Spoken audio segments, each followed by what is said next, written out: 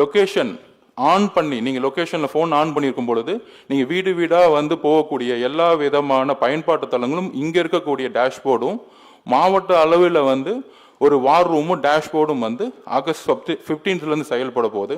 அதோடு மாவட்ட அளவில், மாநில அளவில், ஒன்றிய அளவில், கிளைக்கழக அளவில் எந்த பிரச்சனை இருந்தாலும் தலைவரே டைரக்டா பார்க்குற மாதிரி அவருடைய மொபைலில் இந்த ஆப் தலைவர் ஆல்ரெடி முதல்ல அவர் இன்ஸ்டால் பண்ணிட்டார்.